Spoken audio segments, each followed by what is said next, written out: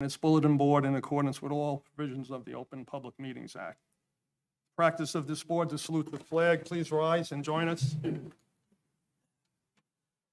I pledge allegiance to the flag of the United States of America and to the republic for which it stands, one nation, under God, indivisible, with liberty and justice for all. Also to be noted, this meeting is being live streamed tonight. Marissa, please call the roll. John Pickledy, Present. Michael Josephic, Here. Richard LaRufa, Here. Michael Leondi, Here. Richard Rawbecker, Here. Mark Scott, Here. Lennon Teneri, Here. Len Keith, Here. Chairman Kenneth Larry. Here. Thank you. We just have one change to the agenda tonight. The application 3-23 for John Maselli and Rocco Ciafulo for C variance, and also application 423 for a C variance. Both have been carried to November 8th meeting, 2023. That's the next meeting, Marissa, the 8th? Yes. And Glenn, no renotice, of course, right? No.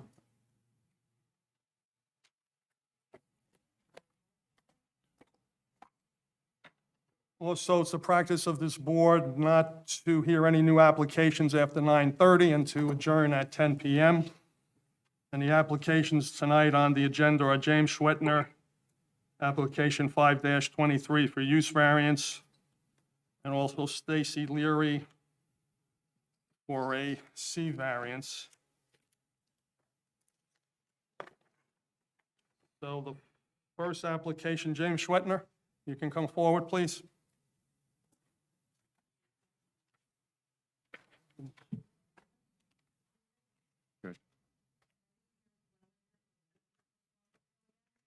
Excuse me? The James Schwetner application. The two that are going to be postponed are the Maselli and Rocco, Ciafulo. and it's going to be postponed until November 8th. Correct. There'll be no more notice, so be here at 7 o'clock tonight. You know what, folks, if you call, you knew sometime, what, this afternoon or yesterday morning? Late afternoon. So if you could call the office at least, and maybe we could give you a heads up, so you do have a life. Great, thanks. I know you keep track of that.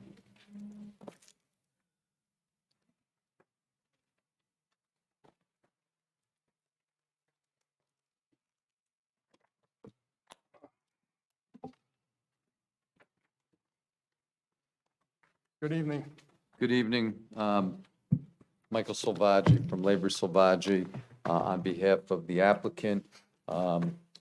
This is a continued application from June, I believe, for the property at 11 Main Street, Lot 33, Block 2001. The relief we're seeking is use variance relief to allow the bottom floor, the basement floor of this existing building, which is in the TCC zone, to be used as an apartment.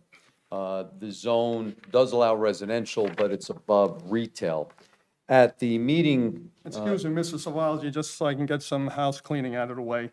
You're Mr., Yeah, Jim is my property manager. I'm Joe Pastelacqua, I'm the building owner. can you rise, Joe? We'll swear you in. Well, he was sworn in the last time. Oh, so it's good? All right. So we'll have to remind him, Mr. Chairman, you still got to tell the truth. Yes, sir. Okay. Then what we're going to do, you're going to present your application first with your client. After you're through, then this board and our professionals will comment on any issues. yeah, And then I we'll open think- it to the public after after we're finished, so forth. And I believe, and I wasn't here at the last meeting, we had gone through a lot of the testimony. I know there were questions raised dealing with the architecture, and those were echoed in Mr. Simmons' recent report. So, Mr. Chairman, really what I was intending to do is to have, Joe's here, we have our engineers here as well, I know last time, as well as our planner, But I think to speed things along, I'd like to get right into architecture because I understand there was a series of questions asked last time. So, And Mrs. Savalji, I know for the record, you're aware of it in your client, it's a D variance, you'll need 5 affirmative votes to approve it. And if it is approved, it's tied to the land, not the applicant, not the owners of the land, absolutely. and it's, goes with the land. And I'm assuming, with the passage of time, there's at least 5 of you who are, You guys, well, Well, 7, so we, actually, okay, right? that's fine. So you have 7 votes. All right, good. So if our architect, could be Sure. sworn? Sir, raise your right hand, please. You swear to tell the whole truth and nothing but the truth, proceedings before the board tonight to help you God? I do. And who are you? Jesse Moore from Charles Schaefer's office. Jess, if you could let the board know your educational background, your experience, and. Could you please speak into the? Yeah, speak directly into the microphone, it's a requirement that we have recording for the state of New Jersey. Yeah, I studied in NJIT, graduated there in 2001. Have worked for Charles for probably over 22 years. It's not a big story to it, but I'm licensed and that's it. And you've testified in land use matters in New Jersey? In New Jersey, but not Sparta. And you've been accepted in those other municipalities as an expert in the area of Yes. architecture? Yes. And your license is still current? Yes. Okay. And you oversaw and participated in the preparation of the architectural plans for this property? I correct? did. All right. Questions from the board on the qualifications? Okay, proceed. All right, thank you. One other question to kind of set the table here. You did have an opportunity to review Mr. Simmons's September 28th report, correct? I do. I have it right here. Okay. Why don't we just maybe, to start quickly, is what's proposed here, and then we can kind of, from architecturally, that is, and address some of David's questions as we proceed. Do you want me to just go through them, or do you want to ask me about them? Well, I mean, I guess generally, when you designed this, what was the approach that you took and what you were trying to achieve? For us, it wasn't a lot of work because it was pretty much, it's an existing non-conforming and we were maintaining that. We have an apartment on the first floor. If anyone's familiar with this building, the odd thing about this building, it's almost like a split-level house where you have a ground level floor with a half staircase that goes to a retail space, which is on the street level. And then that retail space goes up to apartment number 2, and apartment number 2 goes up over the retail space. So it's like a split level. It's kind of it's hard to explain, but if you saw it, you would understand. So it's 2 residential units, a retail space that is off the street. And so there was some questions he had. Point A shows separate existing business rental areas with a common foyer and a bathroom facility. Applying to clarify, I have 2 separate For businesses. the record, we're referring to Mr. Simmons's Yes. September 28th report, and you're talking, sir, on page 3 to the architectural plan section? Yeah, section 5A. Okay, that's fine. I just wanted to get it clear. Sure. So for me, really, A, B, C, and D are where I come into play. And to me, A, applicant to clarify the 2 separate business rentals to remain, which they will. So that's, to me, just a yes, they will.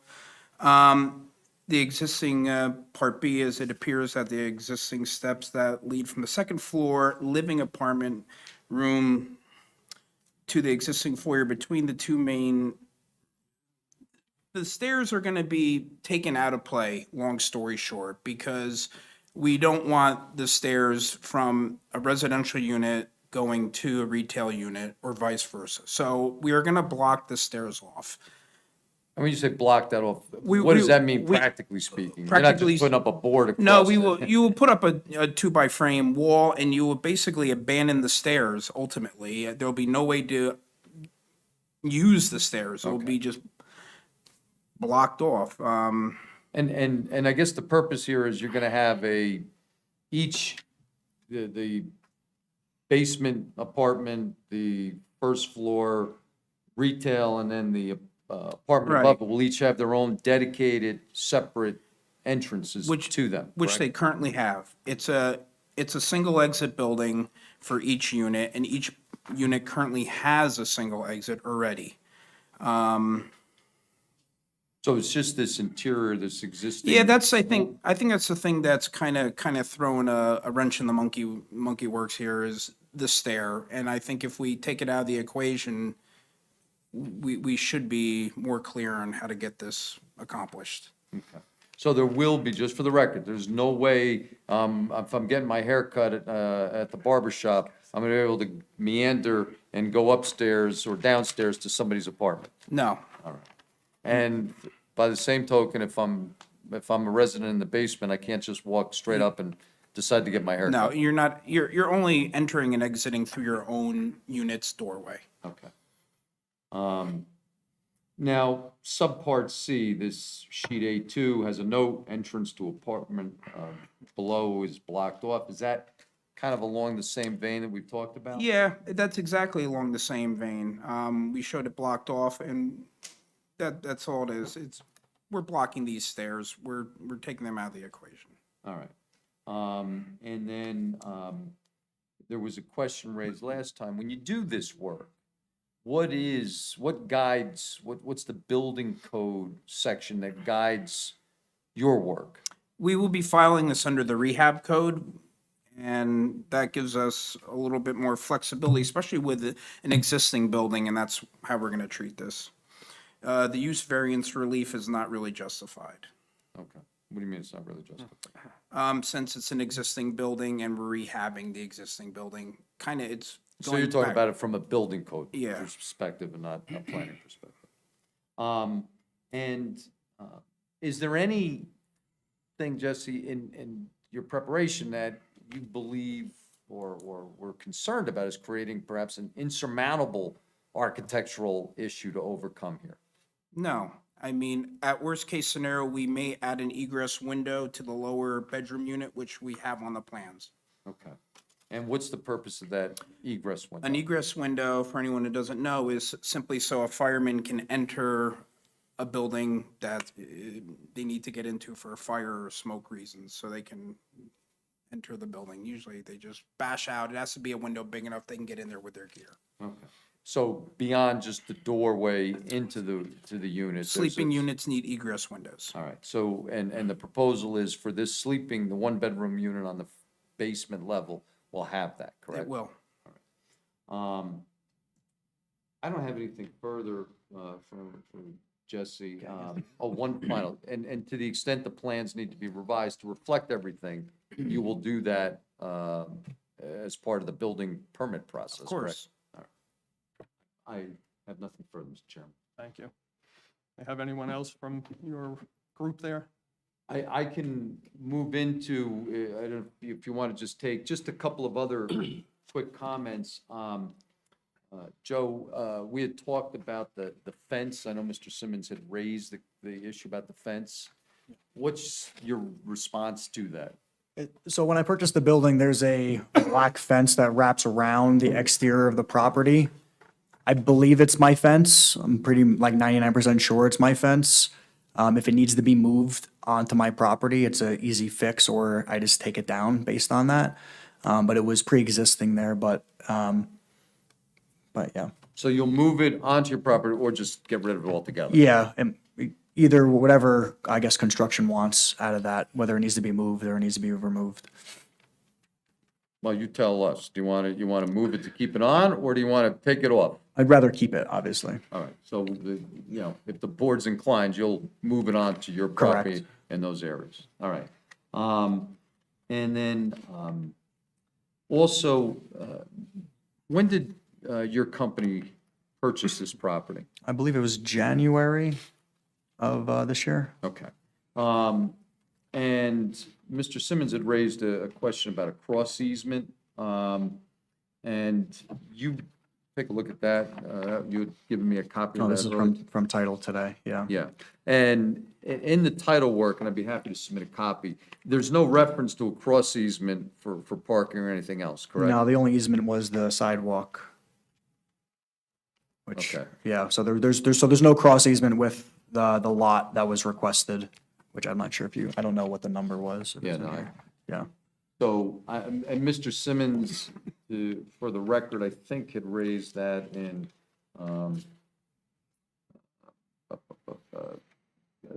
subpart 4, B as in boy, page 3, applicant to advise if there are any existing cross easements with the paved area on adjacent block 2001, lot 32.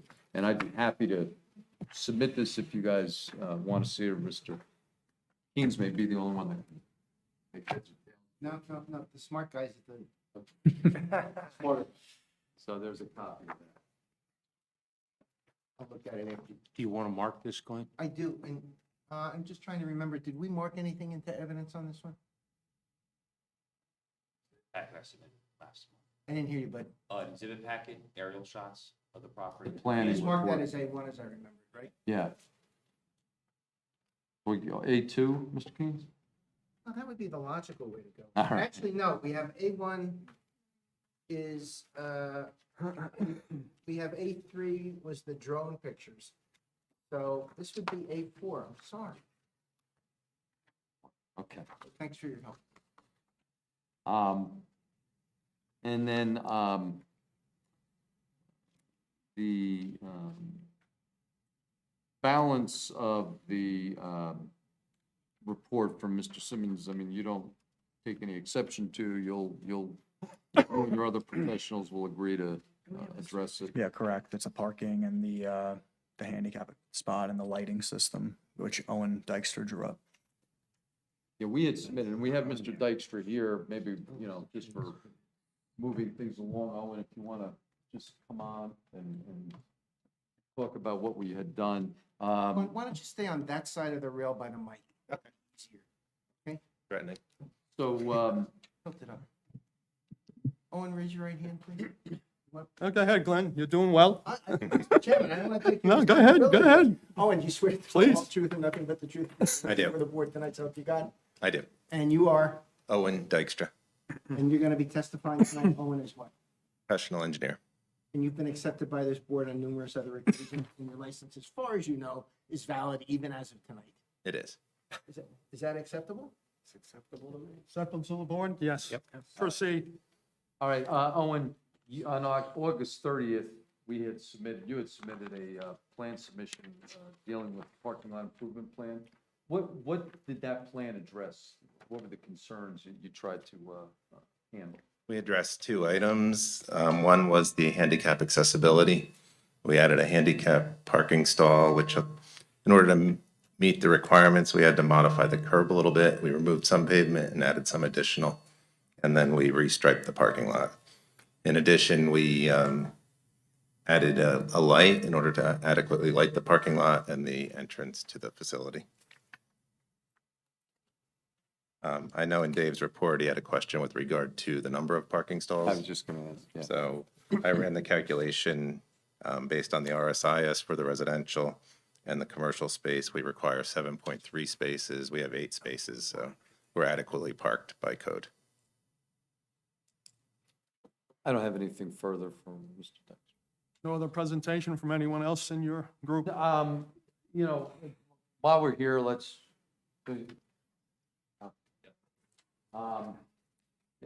Alex had testified last time for planning, and Alex, you consider yourself still under oath, correct? Yes.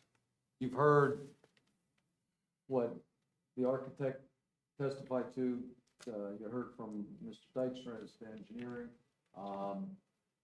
Does anything you hear tonight any way undermine the planning testimony you had offered in support of the D1 variance? No, it does not. In fact, the positive proofs from last testimony, I believe, still stand. I do want to point out when we just mentioned parking, if this ground floor, this lower level floor were to be used for, the commercial space, in fact, the parking would actually increase. So I think we have an adequate balance here that's not going to adversely impact the site and the surroundings. Again, for the sake of the board, the Main Street, the barber shop is from the public realm on the first floor, from the sidewalk and driving. We do have that topology as we drop down, so we do have that residential dwelling lower, but, from the intent and the integrity of the zone plan, I think it stands intact. Chairman, I don't have anything else, although our team is here and certainly if anybody has questions. All right, thank you. Marissa, you can open up to our board and professionals. I just had a few quick questions. It's correct, there'll be no change in the signage of any sort? And what's the current type of lighting you have there now? Owen, do you know what the? There was no light on the parking. Then what are the hours are going to be when there is, The barber shop is waiting for his cosmetology license for next week, but he's gonna be 9 to 6 Monday through Friday, probably like 10 to 4 on a Saturday. and then you don't know who owns that fence then at all? It's there, the owner of it. No, so like if, I'm assuming it's mine, but again, I can't 100% say that it's mine or if it's the neighbors or not. I'm assuming it's mine because of how it's laid out and it wraps around the back of my property, but Not sure though. I'm not 100% sure. When he goes to, I guess when you go to move it, if it's not yours. No, I know the the, guy- I know the owners to the left and the right, so it's pretty easily, I could find out. And then I guess you're aware of our fire department in terms of obtaining a certificate for the smoke alarm, carbon monoxide alarm, and portable fire extinguishers, et cetera? Yes. Okay, Marissa, you can call the rest of the board, please. John Fickledee, I have no questions. Michael Joseph, No questions. Richard LaRufa, A couple of quick questions. I appreciate you bringing in the professionals to answer some of the code question, but I'm still a little confused on some things. The handicap space that you put in, is the handicap space being provided for the commercial operation or for the basement apartment? Because I don't know, Dave, if you questioned this the last time, the slope of the driveway, does that satisfy handicap access requirements? I think Mr. Dykstra should address that, but my assumption is he's got it with the 2% maximum grade to the lower level of the apartment. That's correct. So it's there to serve the lower level of the lower level apartment only? It's not there to serve the commercial space? That's correct. Is the lower level apartment handicap accessible? Is that a handicap accessible apartment? I don't want you to provide something that you don't have to provide. That's, it's a question of what are we doing it for? You're doing the handicap space for? Well, he's saying the handicap space is being provided for the lower level apartment, not for the commercial space on the main level. And the question there was the slope of the driveway to get up to the street and how you actually get into the front entrance of the building. That was a question last meeting. But now you're saying you're providing the handicap space for the apartment, but the apartment is not handicap accessible. The apartment, I mean, you could physically. It could be retrofitted for handicap accessibility based on the door width, but I'm not sure about the door width. I'm sure, my concern is more the bathroom. I don't think you have the 5-foot circles in the bathroom. no, but it's an existing non-conforming, and under the rehab code, it would fall under 20% cost of construction costs. So I don't think it'll come into play at all. Okay, but then do you have to provide a handicap space? That goes back to that question. That would be an engineering question. It's either or. That's a question you. Oh, and do you think it's a good idea to have a handicap space here if it's not gonna be used? Well, the code requires if you have up to 25 parking spaces, one handicap accessible space. So that's why we're providing it. But then is that misleading to the public who want to go to the barber shop thinking that they can get up the driveway to get to the barber shop because there's a handicap space down there? I don't want to, not that I'm being devil's advocate on this, but it's just, what are we doing it for? Just to be practical. To meet code. But the code for the one, for whatever you just said, Owen, is that for the commercial or just for the building? Does it distinguish When you between the have a commercial and commercial, residential? it's a mixed-use parking lot because you have two uses, so you're required even if it was just residential, you'd still require one handicap stall, regardless of whether But you also have to provide accessibility then to the space, we provide accessibility to the door. but not to the commercial space where most of the people will be going. That's the concern. It's either or. Could you park in the back of the handicap to get to the barber shop? I mean, it's a steep slope, it's beyond the 8% of a ramp. So the point is, do you need to put the handicap space in, given those constraints? Is it going to be more misleading to the public to put it in than to not put it in? I just, I'm just wondering why we're doing things. And I didn't really analyze the site other than I got Dave's letter and we looked at it and he required a handicap accessible space. So we came up with The a board plan. didn't want to require it. What would need to be done, I think, is Rich's question. do you need a, Have any idea? We got an architect and 2 engineers and a planner. David, what's your recommendation, please? I've had situations where the buildings, existing buildings weren't necessarily accessible handicap-wise because they're older buildings, steps, no room for a ramp, that type of thing. But the requirement was to provide the handicap space. So I think in this case, that's what Owen's done. I understand what Mr. LaRuffa is saying as far as you don't want to mislead people, but by the same token, you may have a situation where somebody has a handicap plate or placard on their car, they've got a place that's guaranteed for them, and the driver of that vehicle, if it's not the handicapped person, may go up the driveway to the barber shop or whatever they've got as a tenant. I don't think it's a bad thing to have. I think it gives them a space for some flexibility as far as that's concerned, and I agree with what Mr. Dykstra said as far as less than 25 spaces, you should have at least one ADA space. And they revised it so that they meet the 2% grade as much as they can. Right.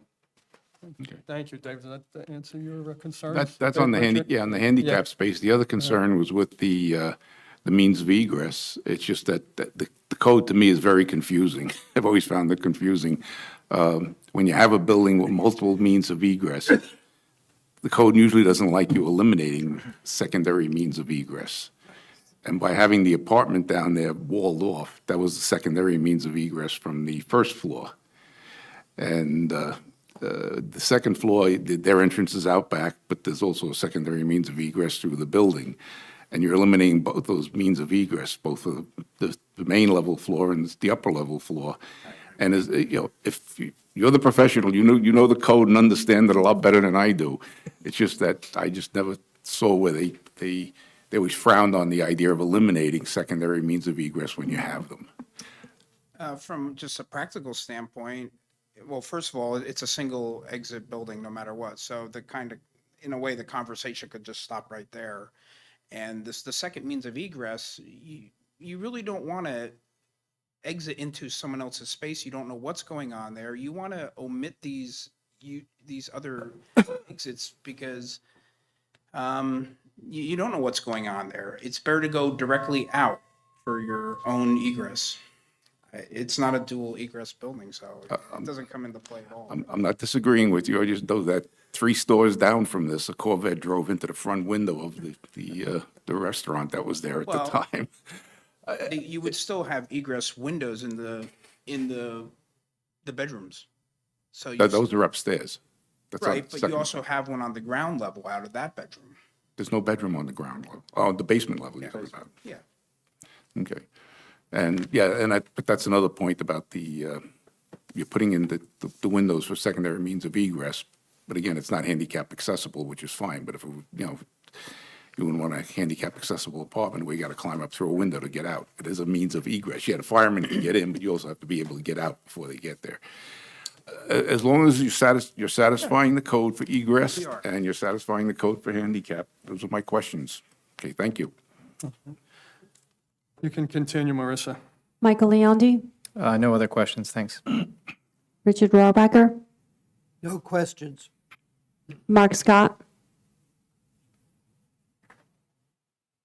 No questions. Dan Antoneri, No questions.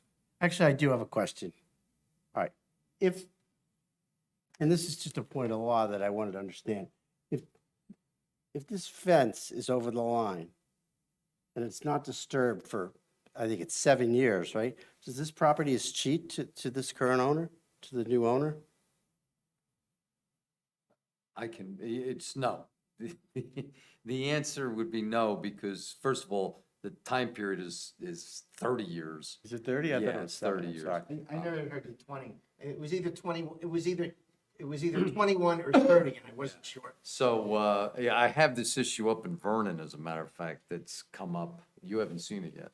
But, yeah, so it's not that, and also, it was an exception, in the title policy as well, the fence.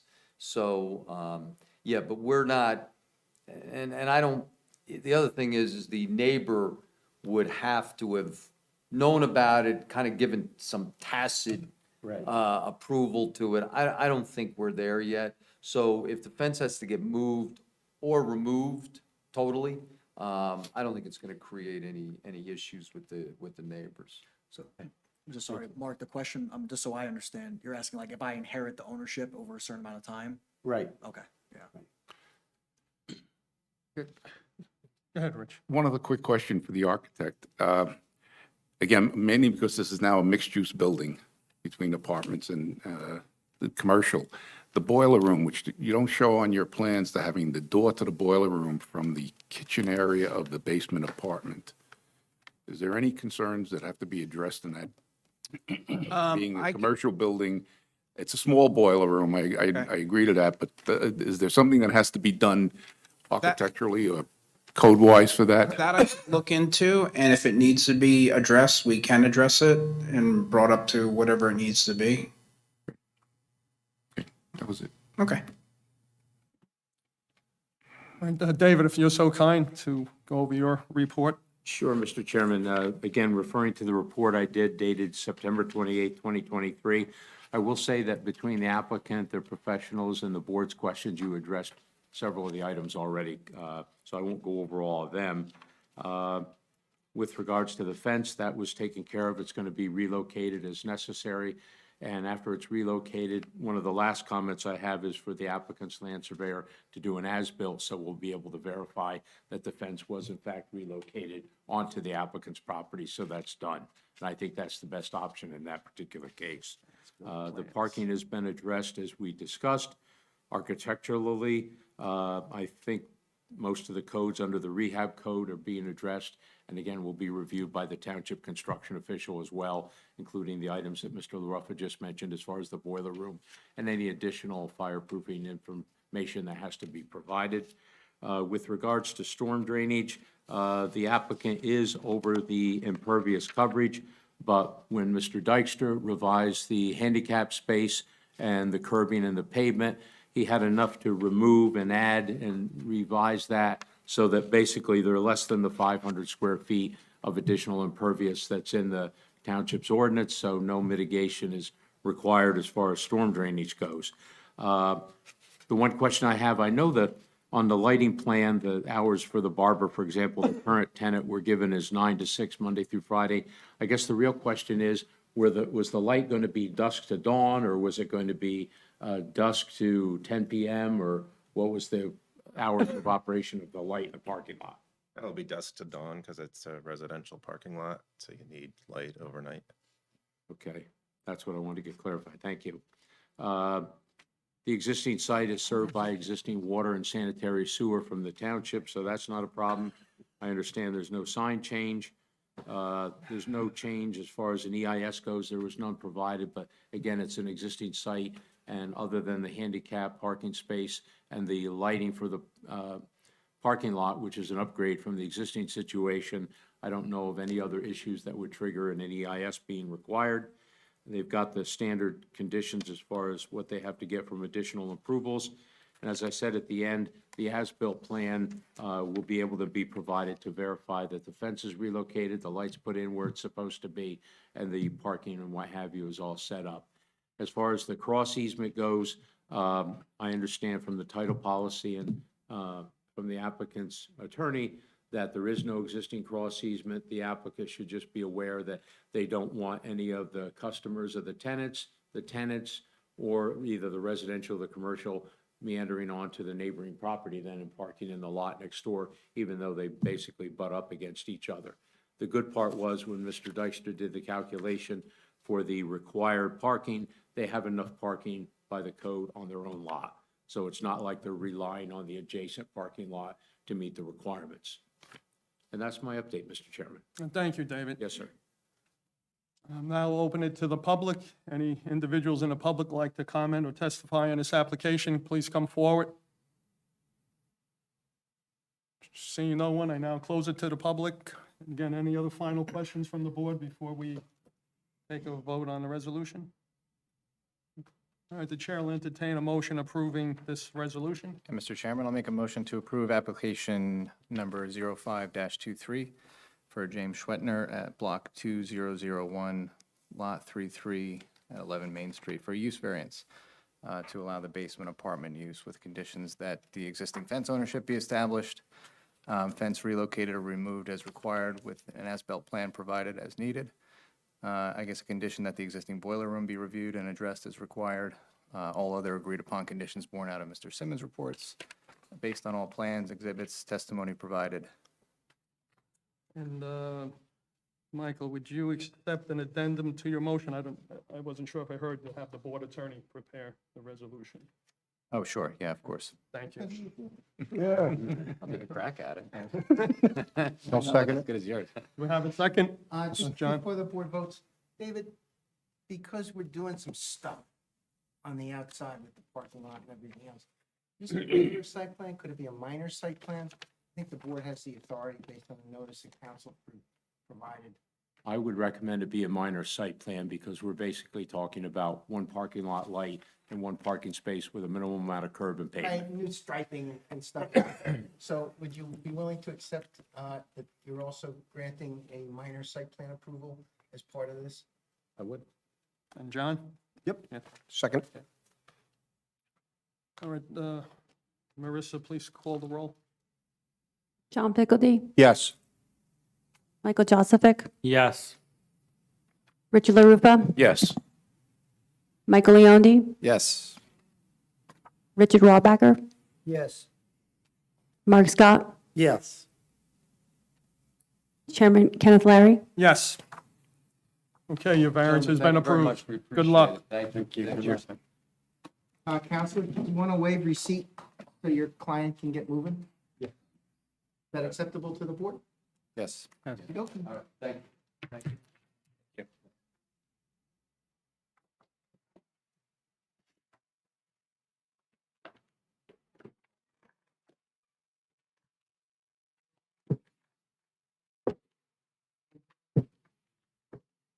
Right, the next application, Stacy Leary, Steve variance, please come forward.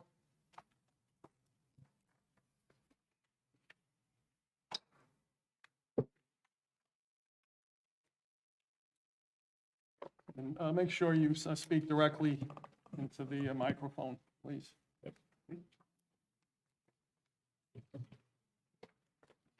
Hi, my name is Chris Leary. I'm here on behalf of my wife, Stacy. And Chris, would you mind standing? Sure. I can swear you in.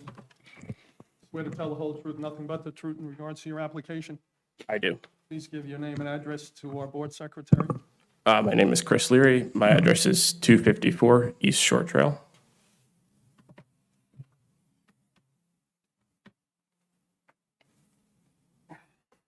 And just one note. Do you object to having any member on this board that resides in Lake Mohawk from hearing your application? No. Okay. Oh, yeah. Sorry. How can we help you? Yeah, so we're new residents of Sparta. Love the place. You can see we're pretty pale, have limited shade in our backyard. And so we want to extend an existing deck to create some more patio underneath it. We're over our impervious coverage, so I understand we're here. I brought Peter Wilcox, the architect who put together the plans, to talk to you gentlemen. Mr. Wilcox, you want to qualify him, Glenn? Sure. If you don't mind, thank Would you. you please stand and let me swear you in? Me, yes. Do you swear to tell the whole truth and nothing but the truth in proceedings before the board tonight, so help you God? Yes, I do. And it's Peter, W-I-L-C-O. 2 L's, Wilcox. I'm Yep. sorry, I didn't mean to. That's very unusual, Wilcox with 2 L's. And Peter, by whom are you employed? I'm self-employed. Make sure you use the mic, buddy. Sure, I'm self-employed. I got my degree, architecture degree from Syracuse University in 1978. I've been registered in New Jersey since 1982 and have performed, we live in Montclair, New Jersey, and have given testimony before planning boards and boards of adjustment all over northern New Jersey And your over the business years. is preparing architectural plans for residential and other type structures? Residential, Correct? commercial, And- everything, And your yes. license is valid as of tonight? Yes, it is. Are you also licensed as anything else besides an architect, Peter? No. Thank you, Glenn. Any questions from the board on the qualifications? Nope. Please proceed. Okay. And just for the record, this is my first time before Sparta. I had the pleasure. Been all over the state, but I haven't been able to make it to Sparta. You're nice here, too. That's right. I can tell. So the house is a lakefront property. The reason why we're here today is because we have a special condition. As you mentioned, someone on the board who's lives on the lake. The properties are, as you all know, smaller than your normal properties in Sparta. So a lot of existing non-conforming conditions exist on the site. The house is a 2.5-story home on the lake.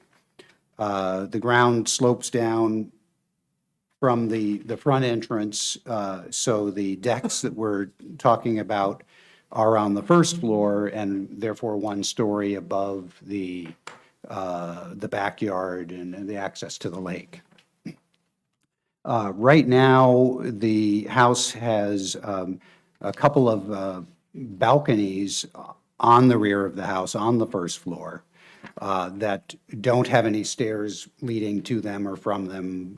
They're just landlocked, as it were, as balconies. When you enter the site, you pass down the right side of the garage to an existing deck where you walk up some stairs, can walk along the side of the house. You can enter the kitchen through a door, not shown on this plan, but there is a kitchen door. And then the existing condition now is that you go down some stairs as you turn the corner at the right rear corner of the house, on stairs that take you down to the backyard. What we're proposing to do is to remove the 2 balconies on that floor and to build 1 deck that connects everything. And will connect around the corner. The stairs that go down to the backyard will be removed. You can always walk back towards the front of the house and go down a walkway between the property line and the side of the deck and gain access to the backyard. This just provides more usable space. The balconies are very small. By the time you open the door and go out there, there's barely room for a couple of chairs. By having 1 big open deck, you've got a much more usable space, a lot more flexibility, more egress access. It provides certain safety advantages as well. But again, because the property is so small, we have a number of C variance items that have to be addressed. We're seeking relief on the rear yard, both side yards, and impervious coverage, and as well as a setback from a stream at the rear. I say impervious coverage and building coverage that we're seeking. The side yard setbacks, just to address them and hopefully put them aside, there's no change to the condition. We are going to be rebuilding parts of the deck, again, at the right rear corner as you look at the plan. But the same setbacks that exist now, the same non-conforming setbacks will remain. The rear yard setback is required to be 35 feet. Presently, the closest corner to the edge of water line that establishes the back of the property is 31 feet, 31.83 feet. And our new deck, we'd like it all to line up and have a space to be able to move around chairs and things like that. So that deck is going to set out another 1.3 feet, 1 foot 4 inches towards the lake. The impervious coverage is actually being reduced. If you look on the site plan, there are some green areas that are paved walkways and a paved walkway along the left side of the house, slate and gravel walkway. Both of those are going to be removed and returned to lawn. So it'll just be grass. So we were able to reduce the other impervious coverage. The building coverage, because these decks are considered buildings or part of the structure of the house, slightly increased by 93 square feet. However, the total impervious coverage will be slightly reduced because we were reducing the other impervious coverage. And that's it. If you have any questions. Because I have to draft a resolution unless my co-counsel over here wants to do it on the left. You saw Mr. Simmons' report and you saw his chart with all the variances. You don't disagree with anything that David has in his chart, do you? David did a report dated September 5th, 2023. Did you see that? No, I did not. Want to cover that now then, Glenn, with David or Yeah, not? I do, but here's where I'll let David do that. Okay. Here's where I'm actually going. Yeah. You have pre-existing non-conforming. The way I'm looking at it, based on Dave's, is 2, 4, 6. There's at least seven variances. Some of them are pre-existing non-conforming, as you correctly said, sir, and some of them are new. Yeah. As part of what this board routinely does is if you have an existing structure, if you request it, they will also consider granting variances for the pre-existing non-conforming. And the reason that we recommend that is that in the event of we're having all this terrific weather now, and you have a hurricane or something else that comes through, if you have variances for your lot that allow it to exist, you don't have to worry about getting refinancing. If you don't have variances, the pre-existing non-conforming items, you'd have to start from scratch and come in with a whole new application.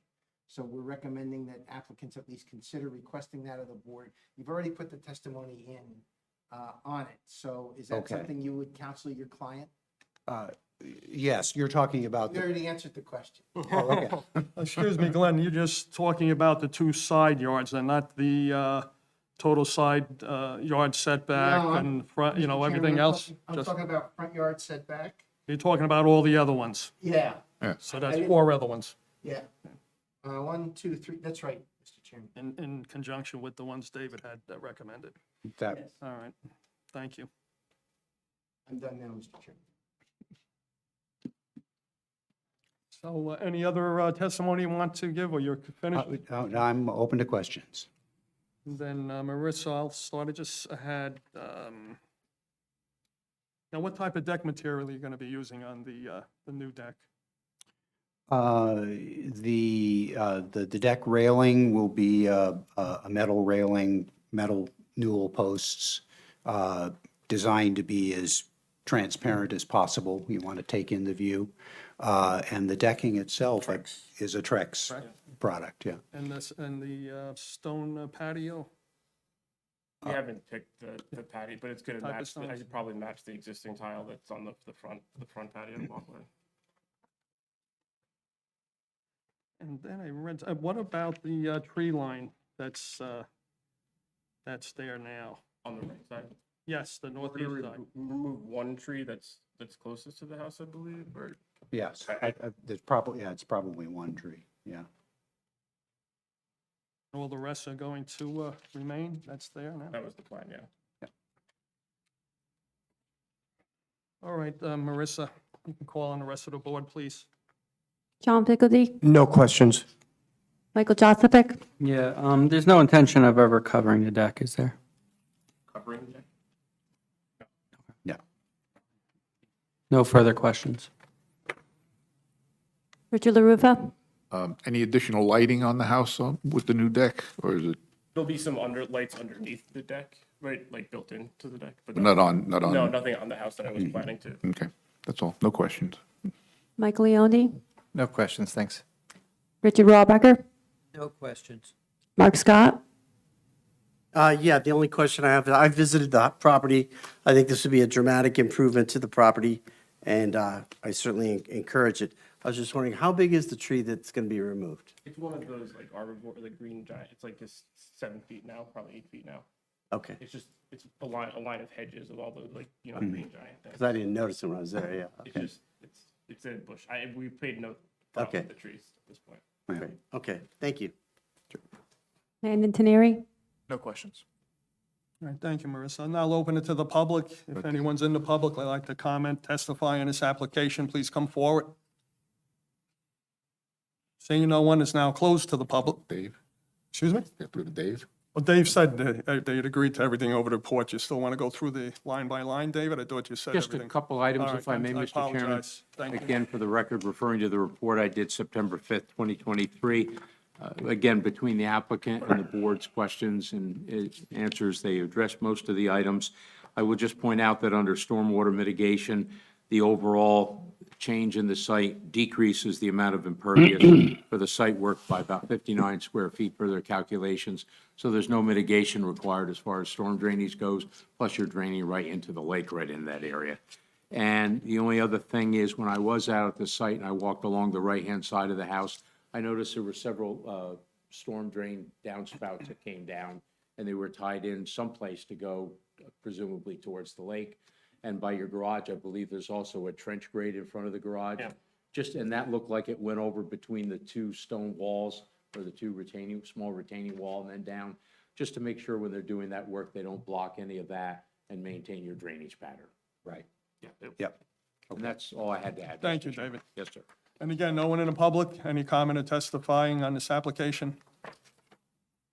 Again, close to the public, the chair will entertain a motion approving the resolution. Yeah, Mr. Chairman, I'll make a motion to have the board attorney prepare a resolution. That's better, right? To approve yeah. application number 11-33 for Stacy Leary, block 3023, lot 71 at 254 East Shore Trail, seeking variances for the rear yard setback of 31.83 feet where 35 is required, an impervious coverage of 39.5% where 25% maximum is permitted, but 40% currently exists. Building coverage of 23.8% of the lot area where 18% is the maximum permitted, and all variances required for other pre-existing non-conforming conditions, including but not limited to front yard setback, both side yard setbacks, and total side yard setback. Conditions agreed upon that are outlined in Mr. Simmons' report, and based on all plans, exhibits, and testimony provided. Thank you, Mike. Do I have a second? I'll second it. Any discussion? Marissa, please call the roll. John Pickledy, Yes. Michael Joseph, Yes. Richard LaRufa, Yes. Michael Leondi, Yes. Richard Rawbacker, Yes. Mark Scott, Yes. Chairman Kenneth Lowry. Yes. Your variance has been approved. Good luck. Would you like to waive your right to a written resolution? Yes. Yes, you would. Yes, it To will. have, Yes. You Thank you, guys. understand that you'll get one. It's just, you'd have to wait till the next meeting. Now you can go to the building We can department. apply for a permit Just talk to the at our boss over own, here. at our and own she'll- risk. Yeah. do I have a motion for that? So moved. Second? Second. Marissa, please call the roll. I never do that. You know me, Glenn. I go by the thing. Come on. Marissa, please call the roll. You know me. John Pickledty? Yes. Michael Joseph? Yes. Richard LaRupa? Yes. Michael Leondi? Yes. Richard Rohrbacher? Yes. Mark Scott? Yes. Chairman Kenneth Larry? Yes. All right, again, good luck. Thank you very much. You're welcome. Oh, do I have a motion? Oh, no, anyone else in the public have anything to ask this board about that wasn't on the agenda tonight? Feel free to come forward. All right, seeing no one, I guess we can have a motion to adjourn. So moved. Second? Second? Now we can do all that, Glenn. Everyone in favor, aye? Aye. Aye. Thank you. Roll call. Discussion.